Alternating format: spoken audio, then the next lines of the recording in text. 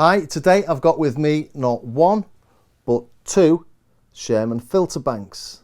And I bought the first one of these about 15 years ago, and I made a video about 4 years ago demoing it with some nice tips and tricks to get the most out of it, from really subtle little things with pads to some really nasty, dirty bass lines. So if you are interested, maybe take a look at that. I'll stick a link in the description. But since I bought this one, they have made a newer version which is almost identical, and looking at the two of them, they look exactly the same, but the later one has got a few additional features. So before I plug them in, here's a little track I made using the new one, and all the sounds on this, the bass line, the weird LFOs, the glitchy noises, everything except for the beats was created using this.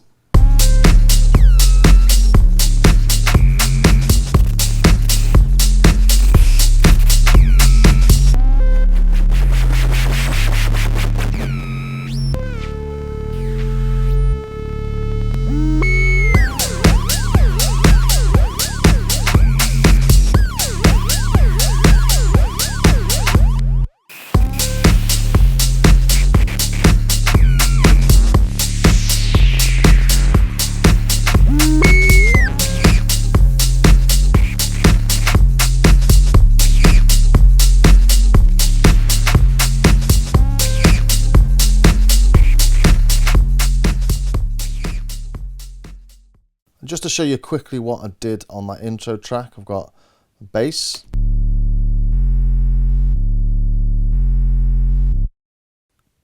and I used a little bit of MIDI magic to get that in tune. And here at the bottom of the screen you can see the pitch bend automation. I used two of those together, one slightly left, one slightly right, slightly out of phase but still keeping all that bass in there. That's just two separate recordings. You can see the recordings are slightly different, but it gives a nice sort of chorusy effect. Down here, I've just got some little melodies.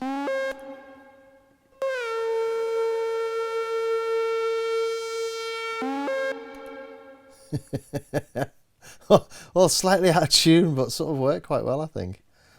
And this is just a part using the bass line following the MIDI automation, with some additional knob tweaks thrown in for fun. And then a few effects.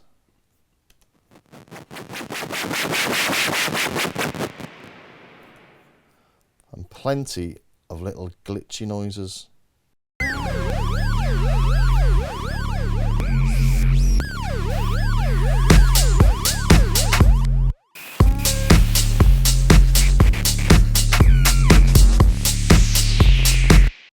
So as I said, everything here, except for the beat, is made by the Filterbank, using its own feedback and noise circuits.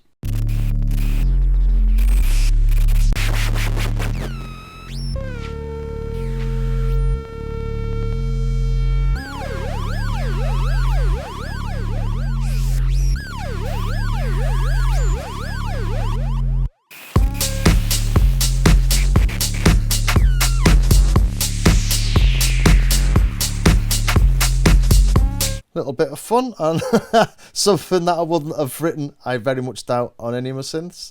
So I love stuff like that. Here they are, they both look pretty identical. The only main difference really from the front panel is the power LEDs on the new one, which is the one at the front here. You can see that sort of green halo around the LED, it's a lot brighter. And you can also see on later models it says unplug input jack to activate noise and feedback circuit. It doesn't say that on all of them that can do this, but on the later models it does. Physically, the only big difference on the new one is that this switch here has got three positions. On the original you had the ADSR mode and the AR mode, but now we've got this center position here, and this occurred with an error in the manufacturing in one batch of them, and it just turned out you could do some extra little things with this different switch. So I'll show all that in a minute. And on the back we've got this additional little sticker here. Let's see if you can see it. This says unplug your jack to access the noise and feedback circuit. and any serial number over 7786 has got this. And what it means is that if you don't plug anything into your signal in, you get noise and feedback in various mixes coming out of the out one and the main output. So if I plug this in here, you can see from the trigger inputs that there's something happening there. And I'll plug it all in a second, but on this one, nothing. The trigger doesn't do anything. So that's difference number 2. And the third comes into effect when you put it into harmonics mode. On the original, when you're in harmonics mode, in other words, these blue lights are lit here, frequency 2 doesn't do anything at all on the original. But on the new one, it does. So I'll go into that again in a minute. The noise and feedback circuit has various modes depending on what you've got plugged into out one and the main out. When you've got out one and the main out both plugged in, you get noise. Now at the minute I've got it on effect here. If I take it to bypass effect, we're just going to get some straight up noise. Let's turn the filters up.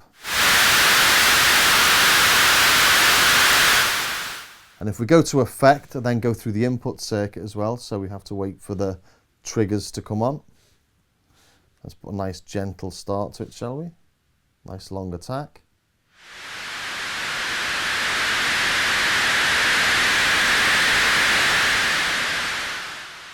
And then we've got the 2 filters we can play with that.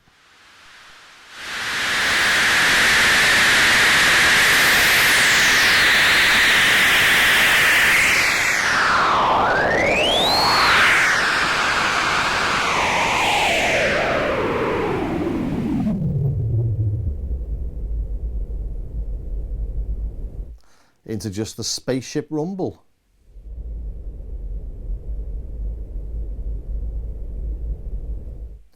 Quite nice. And then when we take output 1 out, so we've just got an output from the main output, that becomes feedback and noise.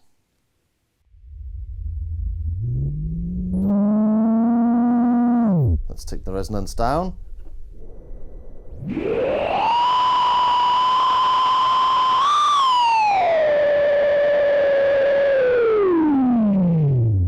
And there's all sorts of things going on in here. If I go over to bypass, you can hear the feedback coming in. Now if I change from serial to parallel,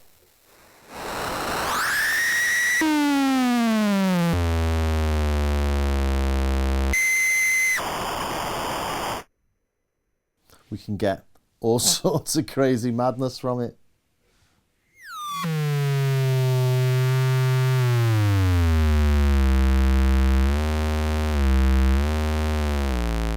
And you can hear there, I'm able to sort of tune that, which is where the bass line came from in the intro track.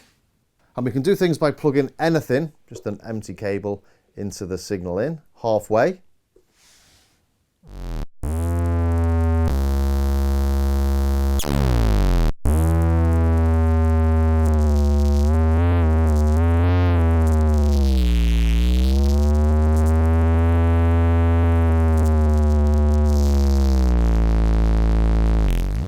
So with combinations of the input frequency 1 and this knob here, we can start to sort of mold that into a tuneful oscillator. And then what I've done is I've MIDI'd that up with my micro key air. So using the MIDI to control the frequency of filter 1.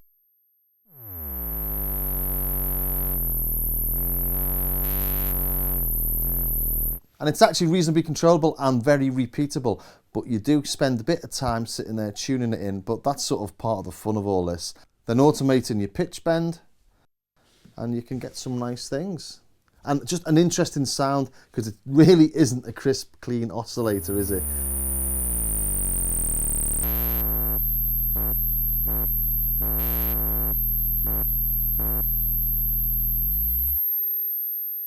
And by plugging the jack halfway in, we've stopped the noise signal. So this is just the feedback. Bringing the noise.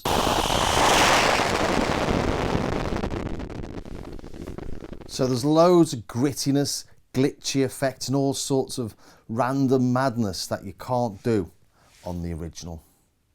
I say the original, on the original version 2.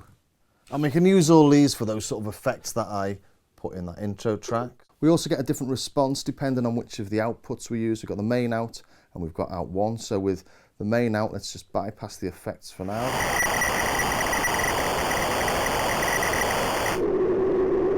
So you've got the noise and the feedback there.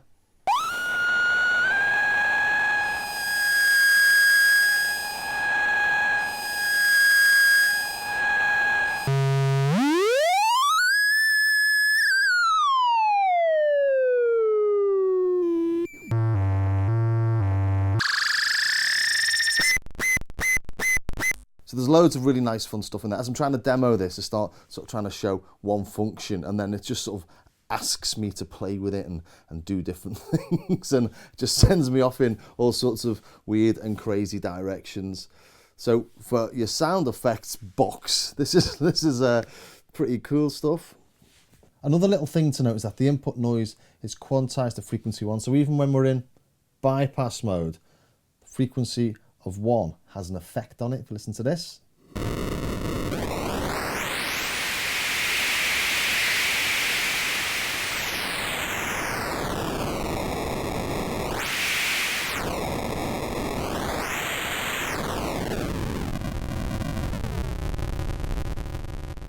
So here the sensitivity of the envelope, the amount of envelope applied to the cutoff frequency and where the cutoff frequency actually is, affect the input signal because it's quantized to this value. And I'm mentioning this because actually it can be quite confusing when you think, well, I'm in bypass mode, why is the filter doing anything? And it's not the filter doing something there, it's the noise being quantized to the speed of the filter, to the clock of frequency 1. So you're not filtering it there, you're actually changing the input signal. I'm moving on now to the envelope, and we have this additional position for the switch. So originally it was just the ADSR and the A sensitivity and R. So we now have this one in the middle, and you can see this is being affected by the LFO.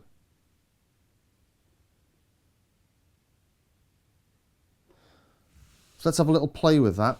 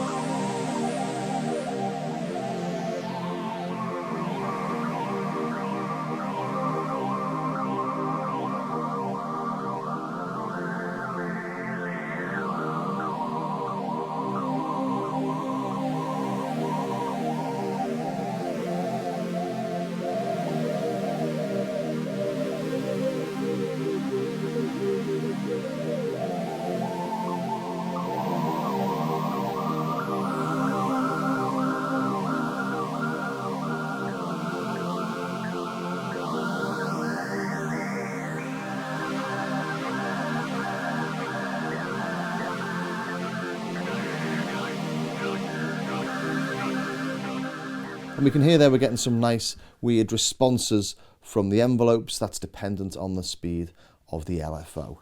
And you can see on this indicator LED the envelopes doing something that you wouldn't get from a standard ADSR.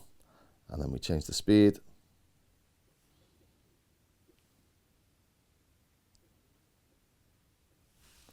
So some really weird, strange little effects we can get from that.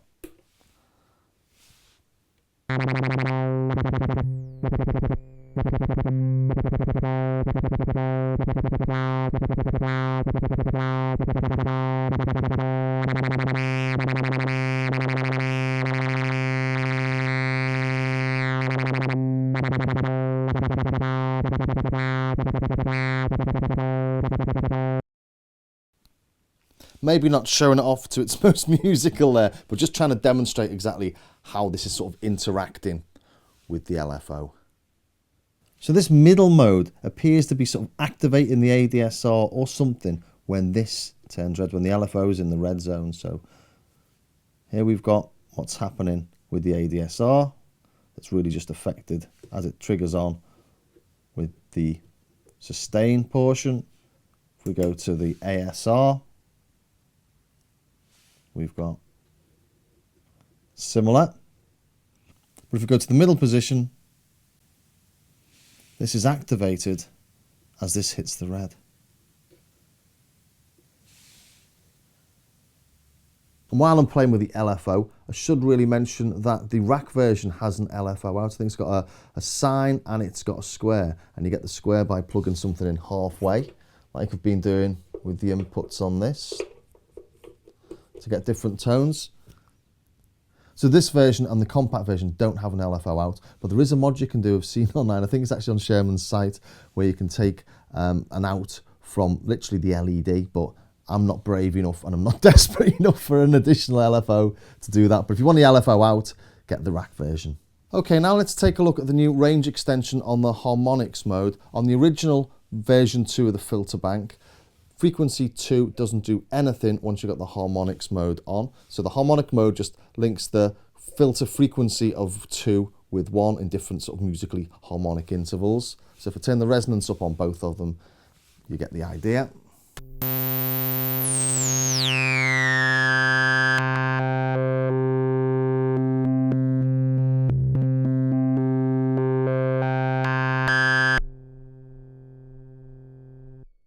And all those changes we're hearing in the harmonics there are where filter 2 is changing its frequency depending on all these different intervals. Frequency 1 wasn't changing at all. And previously, only this knob did anything in this mode. But now when frequency 2 is on anything but 0, it'll change the center frequency of both filter 1 and filter 2. So.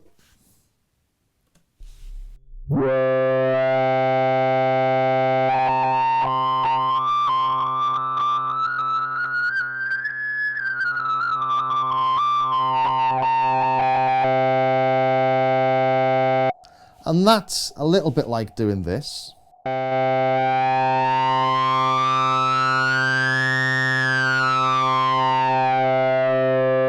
Using frequency 1, because obviously that's changing frequency 2 because it's linked via the harmonics knob. But when we do it using the frequency 2 knob, we're actually changing the response of the filter as well. So we're losing a lot of the low frequencies there. Have a listen again.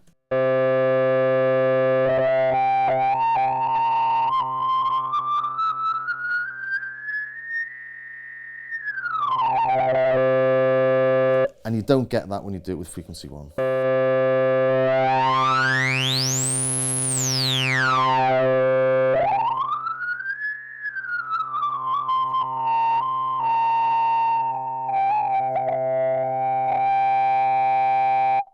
And you'll hear there, what we're also getting are some really nice sort of modulations between the two frequencies, getting some really gritty little effects there. Let's put that on a bass line.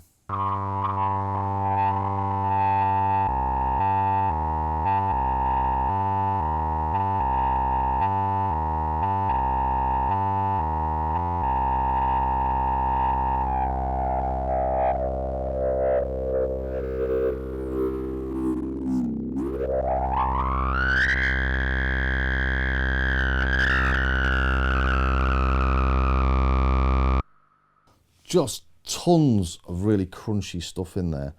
And as we turn this from a low pass to a band pass, we still lose the low frequencies. So let's just put that back at central there.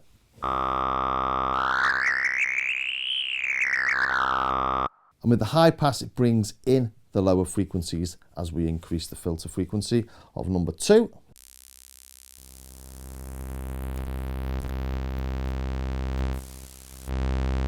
But we're getting all those lovely crunchy crackles. It's almost like the Sherman on steroids, this.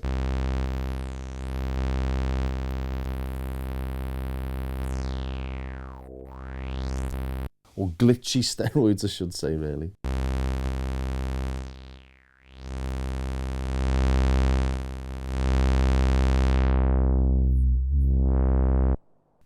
But again, adds another avenue for experimentation and pulling out all sorts of different weird madness.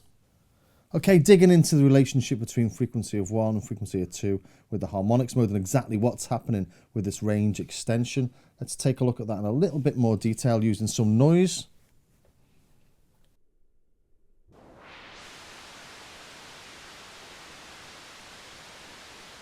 So both filters wide open. Just getting the white noise through. So let's put some resonance on filter 1.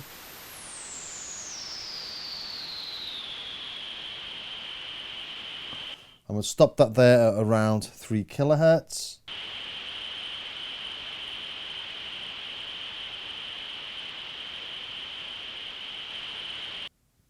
And we'll sync number 2 and close it by turning it all the way counterclockwise. And now we've got 2 at 3 kilohertz. And by changing this, we're changing the relationship between 2 and 1. So we'll start knocking down the frequency of filter 2 using this knob here.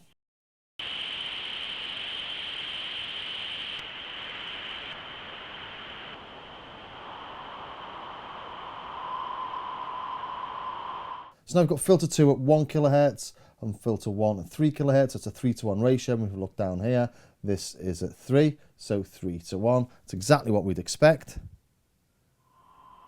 And as I move frequency 1 up, we keep that 3-to-1 relationship. So all the way up there, so the frequency 2 is on 2 and frequency of 1 is on 6. But we're keeping that relationship. Let's go up to 9, so it should be on 9 and 3. There you go.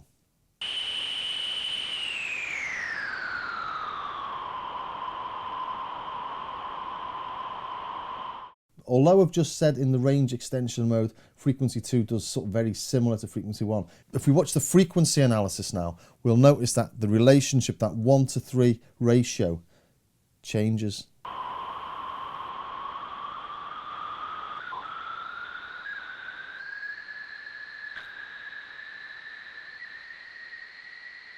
So we've got 4 kilohertz on filter 1 and 2 kilohertz on filter 2, which means it's a 2-to-1 ratio, even though this is on 3. So you can see now it's breaking down. And the way it's breaking down and changing the relationship between the two filters is why we're getting those sort of weird distortions and those really nice odd harmonics.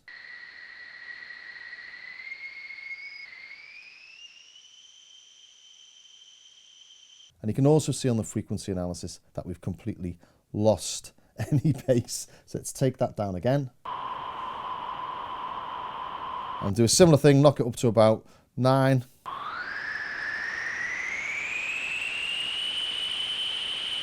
We can see all the bass frequencies are still on the frequency analysis, and obviously you can hear them as well.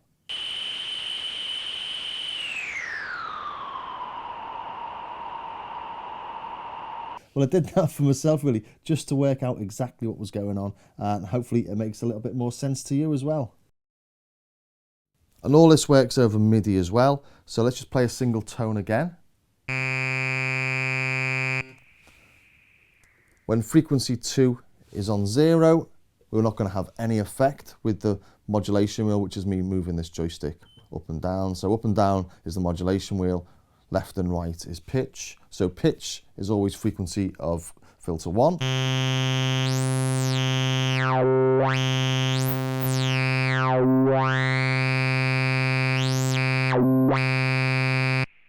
So modulation will change frequency 2, but when we've got this on 0, don't forget, we're not going to get anything because it's acting like the original filter bank. Then let's just change it from 0. An increase in the modulation will now increase the frequency of filter 2.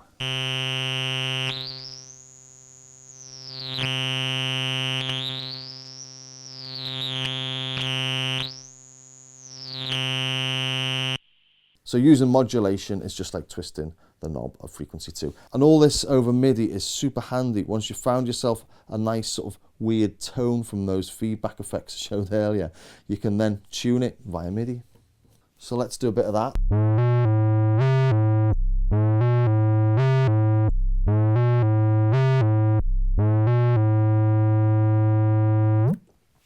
It takes a bit of time to get it all in tune, or you could sort of use some tuning software to put it perfectly in tune if you like, but all really nice, fun, good, tweakable hours of messing around. And finally, let's take a look at link mode. Now I've actually got 2 of them together. I've never tried this before, so this is going to be fun. So I'm going to use the one on the left as the master and the one on the right as the slave. Link out from the master goes into link in from the slave. Main out from the master goes into the signal in the slave. And you can have as many of these daisy chained together as you like. So I've just got a single note little pattern playing. Just have a listen to it bypass to start with. Couldn't really get much more simple. Bring the effects in. And in link mode, the frequency 1 of the master controls the frequency 1 of all the slaves. But the resonance still works, frequency 2 can still be adjusted, so you can get lots, hopefully, lots of nice different resonances and things playing around with each other. So here we go.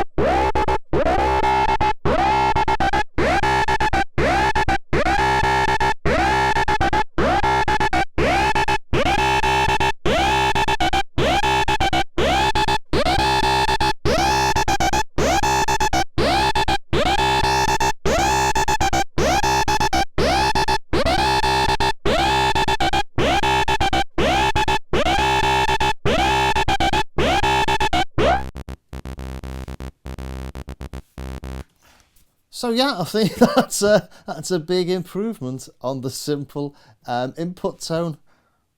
Hours and hours of fun I'm going to be having with these two.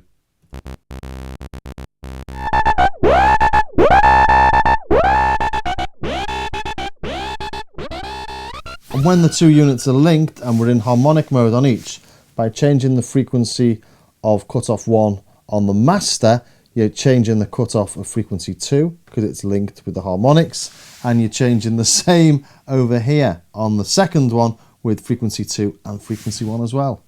So let's have a little play with that. Let's add some resonance to frequency of cutoff 1. Now let's do the same with filter 2.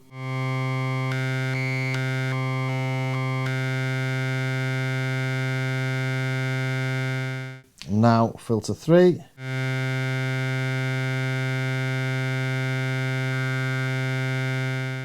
Bring a separate one in using the octave switch, so an octave higher. And then finally bring one in on the 4th filter.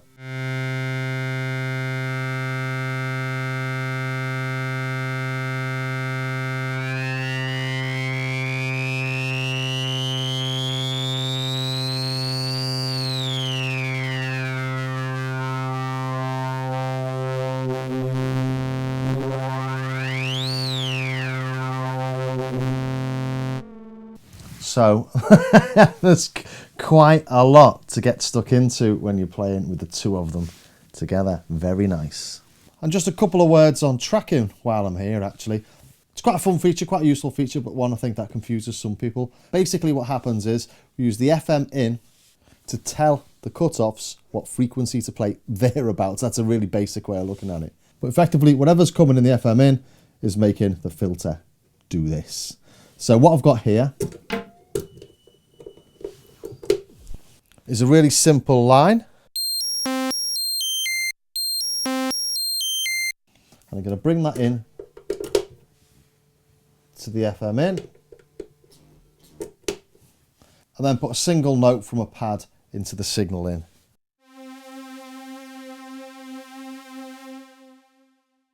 Turn tracking on and bring the effect in.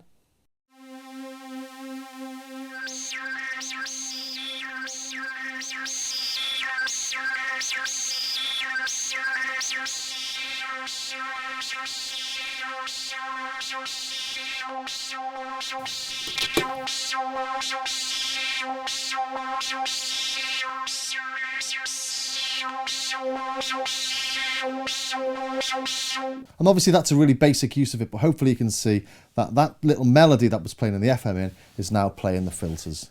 So let's try that on some drums.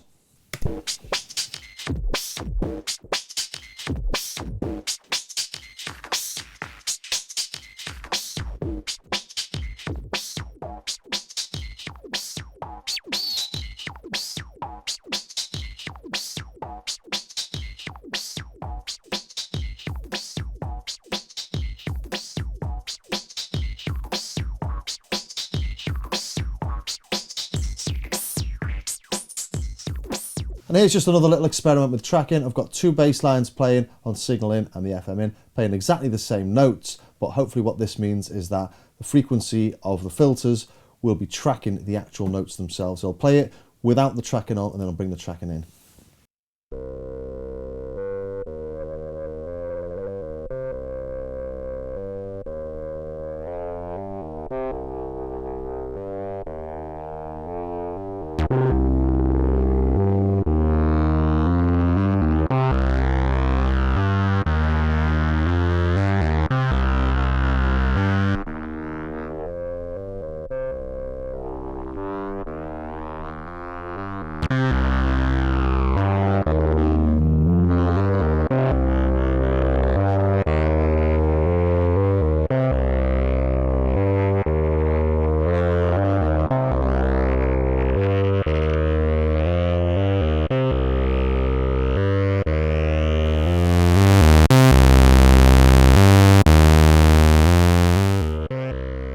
So there you go, it's not a massive update, it doesn't fundamentally change what the Filterbank can do, but what it does do, it gives you a few little extra things you can have a play around with and you can get a little bit more creative. And as you know, I'm a real fan of these, so any little additions is always welcome.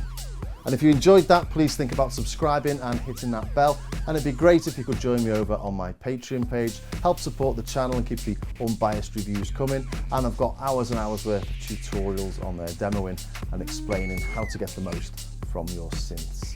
So I hope that was of some use to somebody somewhere, and I'll see you next time.